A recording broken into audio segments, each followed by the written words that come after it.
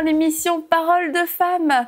Nous sommes déjà à notre dernière journée avec le pasteur Nadège. Dernière journée. Je suis triste. Oh, on n'y croit pas.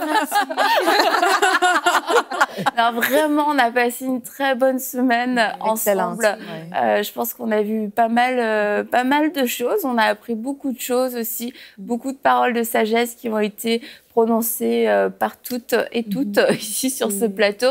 Et puis, on va terminer cette semaine avec toi, pasteur Nadège, en parlant des enfants. Parce que toi, tu es maman de 4 enfants, c'est ça? 4 enfants qui sont âgés de... 8 ans et demi, 6 ans, 4 ans et 1 an et demi. 1 an et demi. Donc, c'est encore des enfants relativement en bas âge. Tu as 3 filles et un garçon, c'est ça? Oui. Félicitations. Merci. Tu es la mère. J'en ai besoin. Tu es la mère doyenne de. Ah oui, j'en ai 4. Félicitations, 4. Et puis, au fur et à mesure des années, tu as appris aussi à t'ajuster avec eux. Tu as parlé au cours de la semaine de la fameuse journée sportive à laquelle tu n'as pas pu assister. Oui. Mais tu as dit, bah, je me réajuste pour l'année prochaine. Et puis, on avait parlé du coup de cette sensibilité que peuvent avoir les enfants. Et c'est vrai que peu importe qu'on voyage ou qu'on travaille, ça peut être quelquefois, même des parents qui sont présents physiquement peuvent être très absents finalement. Et c'est dans tous les contextes, c'est très important de remettre les enfants à leur place et de leur accorder l'attention dont ils ont besoin pour qu'ils puissent s'épanouir, avoir un père et une mère, parce que Dieu nous les a confiés. Nous avons une responsabilité envers eux. Donc, comment développer une éducation équilibrée pour avoir des enfants aussi qui vont être équilibrés, qui à leur tour vont être de bons parents et vont pouvoir transmettre de bonnes choses à leurs enfants. Donc toi, avec ton mari, vous avez mis en place quelques petits systèmes pour que ça fonctionne le mieux possible. Oui, d'abord, il faut rentrer d'abord dans la Bible. Proverbe 22, 6 est en train de nous parler de...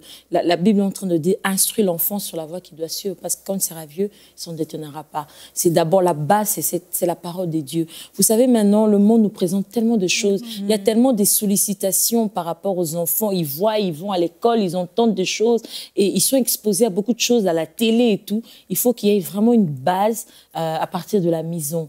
Et mon mari et moi, on fait vraiment de notre mieux.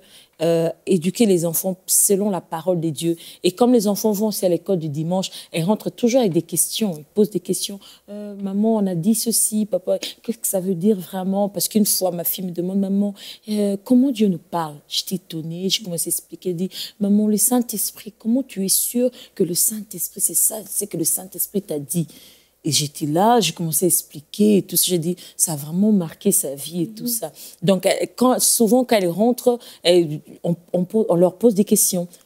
Qu'est-ce que tu as eu aujourd'hui à l'école du dimanche? Elle te donne, elle t'explique l'histoire. Et toi, à la maison, tu en profites maintenant pour aller encore un peu plus en longueur. Et puis, les enfants, nous devons être des modèles, nous les parents, par rapport à nos enfants. Les enfants ne feront pas seulement ce qu'on dit. Les enfants feront ce que nous sommes. J'apprends à un enfant à ne pas mentir. Mais l'enfant qui me surprend au téléphone, en train de mentir à quelqu'un, de ne pas dire la vérité, et c'est contradictoire pour un enfant. Et c'est pas... L'enfant fera alors ce que tu fais, ne fera pas ce que tu dis, mais ce que tu fais. Alors, pour être ces modèles, je suis en train d'enseigner aux enfants, mentir, c'est mauvais. Être méchant, c'est pas bien. Même si on t'insulte, tu n'es pas obligé de riposter et tout ça. Il faut que l'enfant, dans ma vie de tous les jours, voie comment moi-même j'applique ce que je suis en train de lui dire. Et c'est à ce moment-là que l'enfant aussi forge son caractère. L'enfant prend des habitudes. Et nous, les parents, nous courons vers la parole de Dieu pour les enseigner. Parce que lorsque nous sémons dans la vie des enfants, nous sémons la parole de Dieu. Je vous assure, c'est une sémence. Ça porte de fruits. Et des fois, je suis étonnée. Mes enfants, j'ai vraiment des enfants au bas âge, mais des fois, tu entends l'enfant dire quelque chose ou bien réagir par rapport à la parole. Et ça, c'est vraiment, c'est une fierté. Ça me pousse vraiment à continuer encore et tout. Quelqu'un veut... Non, mais pas comme on parle de l'équilibre dans la gestion des enfants. C'est vraiment important, je crois, comme vous avez dit, en tant que couple, d'avoir une façon de faire. Parce qu'en tant que couple, On a parlé que l'homme s'attache à sa femme et ils deviennent une seule chair. Ça veut dire que l'homme quitte ses parents, il quitte un système d'éducation, il quitte une mentalité, il quitte une façon de faire. Et quand vous avez, avant d'avoir des enfants même, de dire quel genre de parents nous allons être, quelle éducation nous allons donner à nos enfants. Parce que des fois, on peut répéter, même les modèles qu'on a vus, mais qu'on n'a pas aimés, on va se retrouver à les répéter. Donc vraiment, dans le couple, vous avez parlé, je crois, hier, d'être vrai. Alors, je peux être vrai avec mon mari, de dire, tu sais quoi, moi, on m'a beaucoup critiqué. Et si tu me surprends à critiquer mon enfant ou à dire une remarque, mais de façon négative, reprends-moi. Parce que c'est quelque chose dont j'ai souffert et je risque de le répéter. Donc, quand je suis vrai avec mon mari, il est vrai avec moi. On parle de comment on a été élevés. Ça fait que quand on devient maintenant parent, on a déjà un modèle, on fait attention de comment nous, on veut faire. On ne veut pas nécessairement répéter ce qui a été fait avant, mais voici comment on veut faire. Et puis même en tant que parent, de dire, moi, par exemple, en tant que mère, je ne suis pas dure. J'ai du mal à être... tu sais, je vais te dire 15 fois, mais ce n'est pas vrai. Je vais encore te laisser dire, OK, ça, c'est la dernière fois. Mais ce n'est pas vraiment la dernière fois. Pas moi. Moi, c'est ça, là. Je suis dure. Ouais, voilà. Et mon mari, maintenant, il sait ça. Et là, lui, il est plus dur, mais des fois, il dit, ben, moi, je peux être toujours le méchant. Toi aussi, il faut que tu sois aussi dur. Il dit, oui, oui, mais s'il te plaît. Mais en même temps, c'est vrai parce que quand on est conscient de quel type de notre personnalité déjà, donc je dis que ça, je ne peux pas le faire. Ce n'est pas dans ma personnalité. Je trouve un autre moyen de aussi donner une réprimande ou de donner une discipline, mais qui est adapté à ma personnalité. Tu comprends? OK, je vais te le répéter encore 4 fois, d'accord? Et puis, si tu ne le fais pas, il n'y aura aucune conséquence. C'est bien compris. Au contraire de mon mari, moi, je suis vraiment dure. Et au fait, si aussi l'enfant a développé quelque chose que je n'ai pas aimé, je peux parler, mais je préfère attendre mon mari, comme on le fait toujours ensemble. Je lui en parle, je dis, regarde, j'ai constaté ça sur Priscilla ou sur Doxa, sur Grace.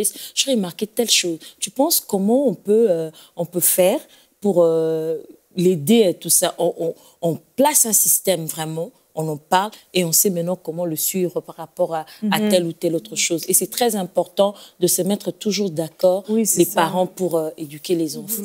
C'est pas parce que les enfants, des fois, sont rusés. Et ils passent chez toi, toi, tu lui dis quelque chose, et puis il dit non, je vais passer par papa. Et si vous deux, vous avez une même parole, une même façon de voir les choses, ils sont mal barrés. Surtout que vous voyagez, donc ce serait facile de pouvoir dire « Ah ouais, mais avec maman, on fait ci. Ah ouais, mais papa, il est d'accord pour ça. » Mais c'est bon, vous avez contré l'ennemi. Oui, au contraire, c'est vrai que cette petite culpabilité, tu te dis, ça fait longtemps que j'ai vu mes enfants, tu as envie de les câliner à tout moment, mais tu constates des tares, tu constates peut-être quelque chose qui n'est pas bien dans son comportement et tout ça. Je ne laisse pas faire, hein. C'est pas parce que ça fait longtemps qu'on s'est vu, je suis plus dure avec, parce que je sais que je ne suis pas tout le temps là, donc je suis très dure, au contraire. Avec le temps que je vais être là, on va régler les choses. Quand je suis là, on règle les choses. C'est vrai qu'il y a toujours, il y a différentes façons d'agir avec les enfants, parce que mes enfants, ils ont des personnalités vraiment à l'opposé. Il y en a une, si tu cries sur elle, ça marche. Ça marche parce que tu as crié. Elle se dit, oh, c'est vraiment sérieux. Elle prend ça sérieux, elle change. Mais il y a une autre, quand tu cries sur elle, tu as tout gâché. Elle se sent rejetée, elle se sent humiliée. Il faut la prendre, et pourtant, elle n'est même pas l'aînée. Il faut la prendre à côté avec elle pour lui parler. Quand tu lui parles clairement, tu lui montres comment c'est pas bien par rapport à la vie, par rapport à la Bible. Elle prend ça vraiment au sérieux et elle s'y applique. Donc, il y a différentes manières d'agir, de corriger, de reprendre les enfants. Et on le fait aussi parce que si c'est vrai que le monde maintenant moderne, excusez-moi, le monde moderne maintenant nous présente certaines choses qui ne sont pas dans la Bible.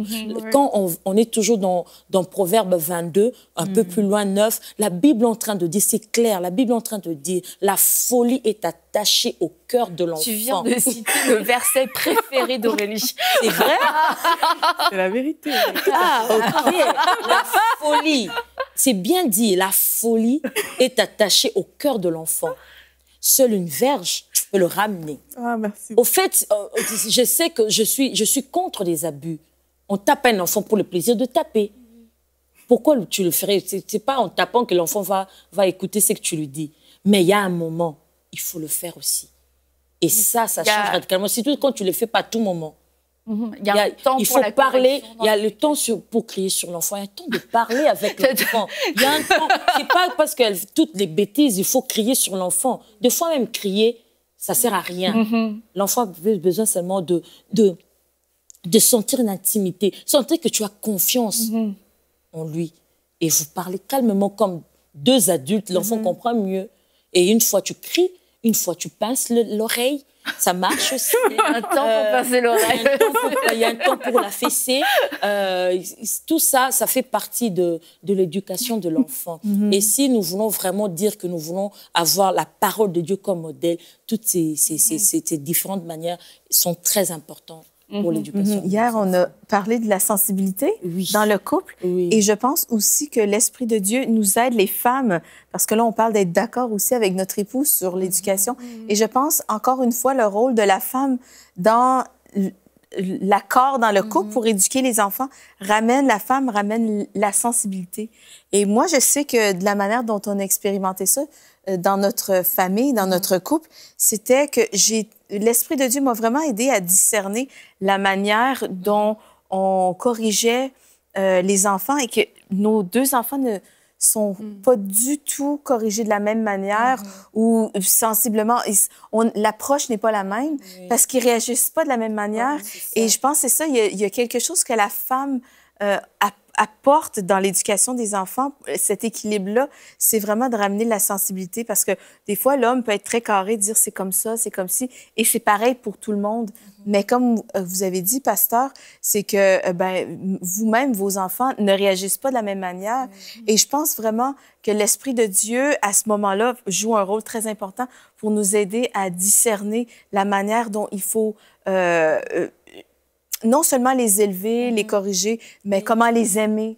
Exactement. Ça aussi, ça me ramène à quelque chose qui s'est passé. Il y a des gens qui disent est-ce qu'on a besoin du Saint-Esprit pour élever les enfants? On en a beaucoup. On en a besoin plus que tout. Certainement. Parce que je me souviens, je sentais dans mon cœur, dans mon cœur, il y avait un temps, je sentais qu'il fallait plus rassurer notre deuxième fille, qu'on l'aimait et tout ça. Je commençais à me dire, est-ce que ma fille sent qu'on l'aime pas assez ou comment? Ça brûlait tellement dans mon cœur. Et lorsque nous étions, mon mari et moi, ensemble, en train de parler, il m'a dit, je sens dans mon esprit, c'est comme, je sens vraiment la parole de Dieu, l'Esprit de Dieu me dire de faire très attention avec Doxa. Il faut poser des actes intentionnels vis-à-vis d'elle, qu'elle sente. Parce qu'elle, au fait, on avait constaté... Maintenant, quand le Saint-Esprit nous a parlé, on a commencé vraiment à ouvrir les yeux. Notre fille aînée, elle est du genre expressive, et tout ça, ça va la vie. Mais la deuxième, elle retient des choses. Et même quand il y a des choses entre eux, des petites querelles, l'aînée, tellement qu'elle parle beaucoup, elle prend toute la place. Et la deuxième, elle se sent frustrée parce qu'elle n'a pas assez de mots pour s'exprimer. Et elle était frustrée, on ne se rendait pas compte. Et lorsque l'Esprit de Dieu nous a parlé, on a commencé à parler avec elle, à faire poser des gestes intentionnels par rapport à elle. Et on a vu directement l'enfant s'épanouir. Et je me dis, si on ne se laissait pas conduire par le Saint-Esprit, on allait grandir, on allait élever un enfant qui est frustré, qui commencera à ressentir de mauvais sentiments par rapport à sa sœur. Et vous ne vous rendez pas compte, le Saint-Esprit est vraiment très important dans l'éducation. Et sinon, c'est ça, ça peut créer la rébellion. Exact, la jalousie entre les enfants. Absolument, le discernement, c'est vraiment Et primordial. l'unité, dans ce que vous dites, l'unité des parents est vraiment très importante parce qu'ensemble, vous avez su écouter la voix du Saint-Esprit et c'est comme ça que vous pouvez vous tenir vraiment face à vos enfants.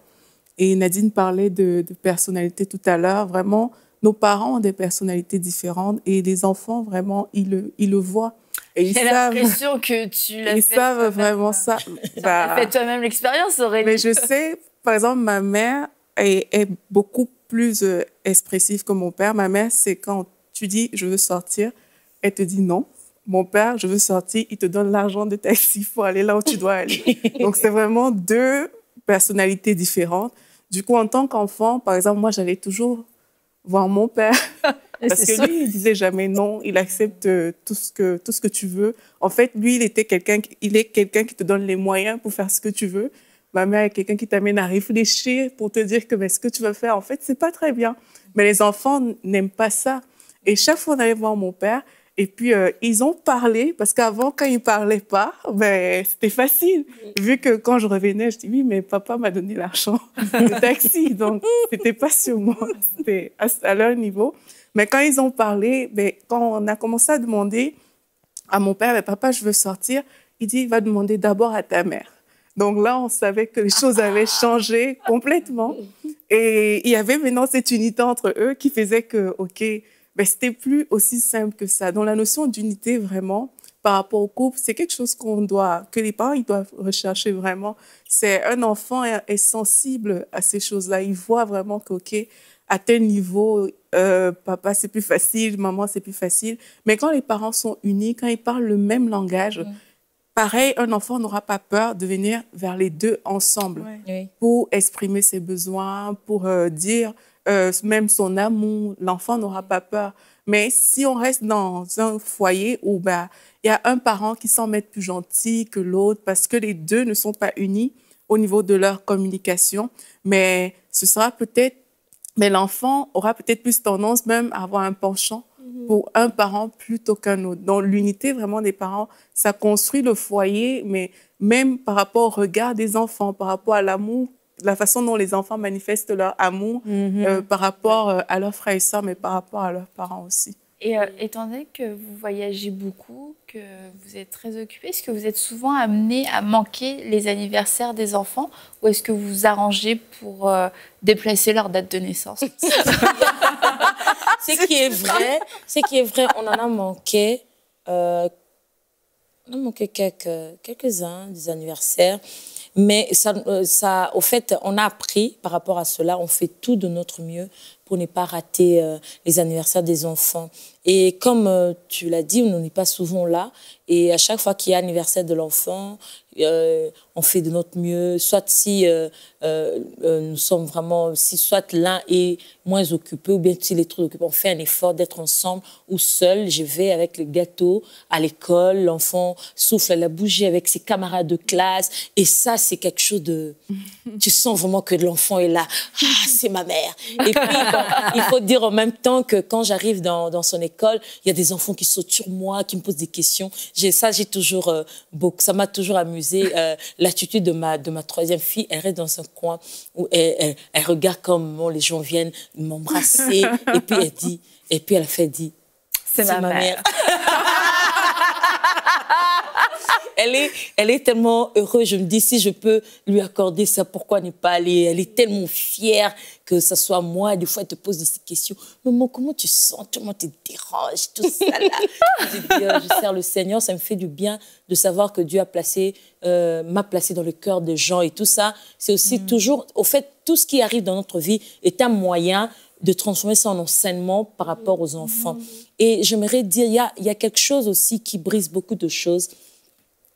Là, c'est vraiment les parents qui le font. Montrer plus, comment dire, des favoritismes. Les parents qui montrent plus d'intérêt vers un enfant que l'autre. Ça détruit beaucoup. Ouais. Je suis en train de voir dans la Bible Jacob en train de montrer sa préférence par rapport à Joseph. Et commence à développer la jalousie dans le cœur de ses frères. Et c'est une chose que avec qui mon mari, on a parlé de ça avec mon mari avant même qu'on se marie. Quand on était fiancés, il m'a parlé vraiment, il m'a dit, s'il te plaît, j'aimerais que si Dieu nous bénit, nous donne des enfants, il faut faire très attention à cela. Il ne faut pas comparer les enfants. Parle à l'enfant, fais des reproches par rapport à lui, pas par rapport, regarde, ton frère est comme ça, pourquoi toi tu es comme ça, mais ta sœur est comme ça.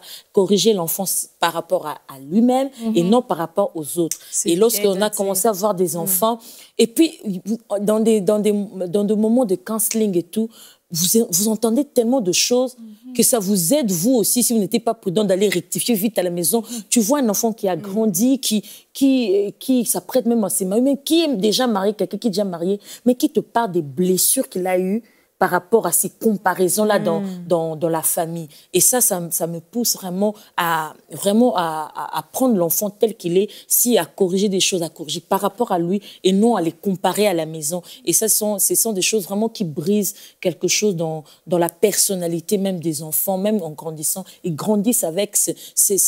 Ils sont instables par rapport à cela parce qu'on lui a pas assez dit qu'il était bien par rapport à lui-même. On le comparait avec ses frères ou ses sœurs. Et ça crée vraiment une instabilité, une insécurité dans l'enfant. Et c'est à nous les parents, surtout nous les parents chrétiens, de faire très attention à cela.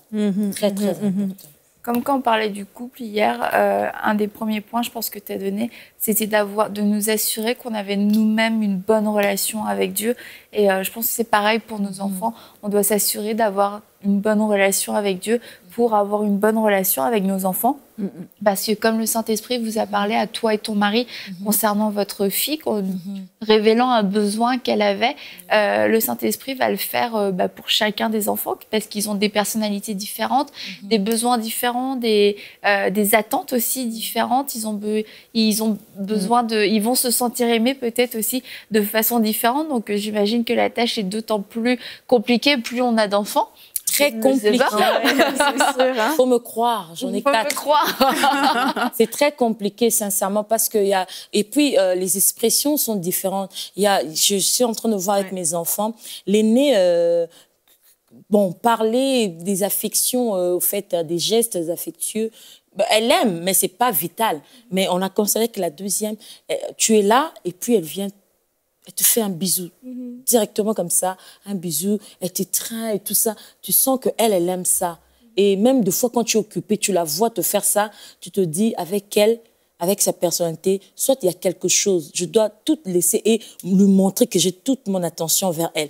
Je laisse tout et je suis avec elle, je l'embrasse aussi comme elle voulait. Puis je demande, ça va, qu'est-ce qu'il y a? Mais l'aîné, que tu le fasses bisou, même si elle te fait bisou, tu dis, oui, ça va. Ça ne dérange pas, mais la deuxième, tu dois vraiment tout arrêter, qu'elle voie et que vraiment ton attention est sur elle. Et c'est comme ça avec les enfants. Et avoir le Saint-Esprit, cela est très important parce qu'il y a des choses, il y a un moment où tu ne comprends pas les réactions d'un de tes enfants. J'emmène devant le Seigneur, je prie, je dis, Seigneur, je constate ceci dans mon enfant. Qu'est-ce qui se passe? C'est un bon collaborateur. Et Dieu te révèle quelque chose, regarde telle chose, touche là. Et quand tu le fais, ça marche. Et je me dis, on a vraiment besoin du Saint-Esprit pour élever les enfants. C'est vital. Et puis, constamment, je pense, cette semaine, on a parlé de l'équilibre et de toujours se réajuster selon la journée, la semaine ou la saison et avec nos enfants. C'est comme ça pour vraiment conserver l'équilibre. Des fois, nos enfants passent justement par des stages où ils ont besoin d'être plus rassurés, comme vous dites. Et j'en ai une qui est exactement comme ça. Elle aime beaucoup, beaucoup les câlins. Elle a besoin d'affection et elle a besoin de sécurité.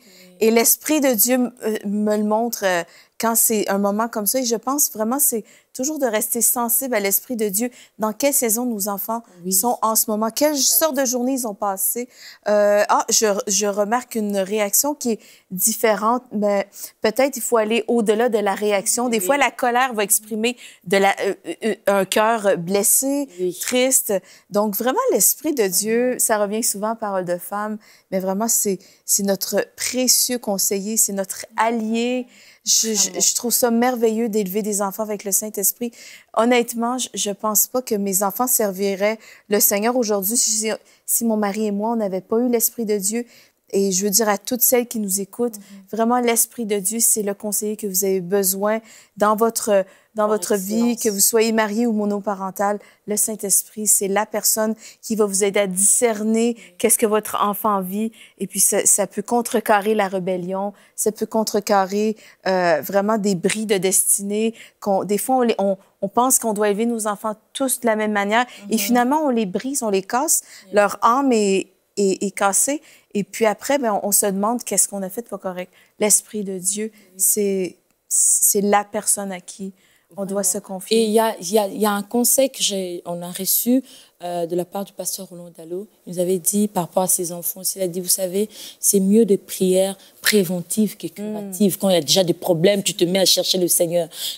Quand les enfants sont petits, les enfants n'ont pas encore fait des choix de mariage et tout, c'est le moment d'intercéder. Un des rôles des parents, c'est aussi un rôle d'intercesseur pour leurs enfants. Commencez à prier. Seigneur, je t'en prie, mes enfants, je ne veux pas un camarade, une amie qui viendra tout briser de ce qu'on sème dans cet enfant. Seigneur, loin de mes enfants de mauvaise compagnie, loin de mes enfants peut-être des garçons qui viendront leur faire perdre la tête comme ça. C'est mieux de prier. C'est maintenant qu'il faut prier quand les enfants grandissent encore, quand ils n'ont pas encore pris des engagements de mariage peut-être. Commencez déjà à planir le chemin par la prière, par l'intercession. Prier pour nos enfants pour garantir leur futur et leur avenir. Cela est très important. Amen. Bien, merci beaucoup, Pasteur Nadège. Ça a été encore une fois un grand plaisir de te recevoir sur ce plateau. J'espère que tu reviendras nous voir à Parole de Femme et qu'on pourra passer des moments. Peut-être que ton mari nous fera l'honneur de sa présence. Wow. Oui, la prochaine fois. La prochaine fois. Oui, parce qu'il me disait, je vous laisse entre vous, les femmes. Oui, il a vraiment dit ça. Non, c'est une affaire de femmes. Je lance un appel, Pasteur Atoms, tu es bienvenue dans Parole de Femme. Donc, merci beaucoup et j'espère que vous avez été encouragés par toute cette série, je le crois vraiment. Demandez au Saint-Esprit, encore une fois, de vous révéler comment appliquer la parole de Dieu pour vous dans votre vie. On a partagé beaucoup de conseils, beaucoup de témoignages aussi, mais il y a une manière unique de l'appliquer dans votre vie et c'est l'Esprit de Dieu qui va pouvoir faire ce travail. Et comme on l'a dit aussi au cours des émissions, prenez la parole de Dieu, consultez ce que nous dit ce livre tellement merveilleux, la parole vivante de Dieu qui nous révèle le cœur de Dieu, tout le conseil de Dieu et demandez après au Saint-Esprit la sagesse pour l'appliquer dans votre vie et vous allez voir un équilibre s'établir dans votre vie et vous allez sentir le moment où les saisons changent, où il faut changer de priorité, vous serez prévenus, vous ne serez plus surprise par la vie, vous ne serez plus en train de subir votre vie non plus et être complètement débordé parce qu'il y a une solution pour vous, il y a une provision de sagesse aussi pour vous et nous croyons que vous la recevez dans le puissant nom de Jésus et on se dit à bientôt pour une prochaine émission de Parole de Femme.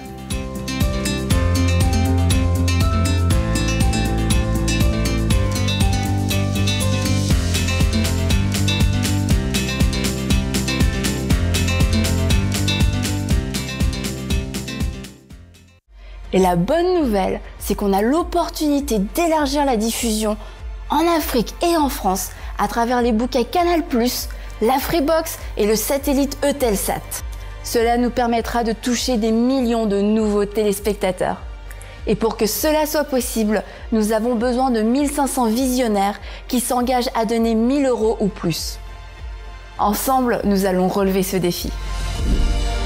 Vous pouvez faire votre don sur emcitv.com en une seule fois ou en plusieurs mensualités. Dès maintenant, donnons pour amener EMCI TV à une nouvelle dimension.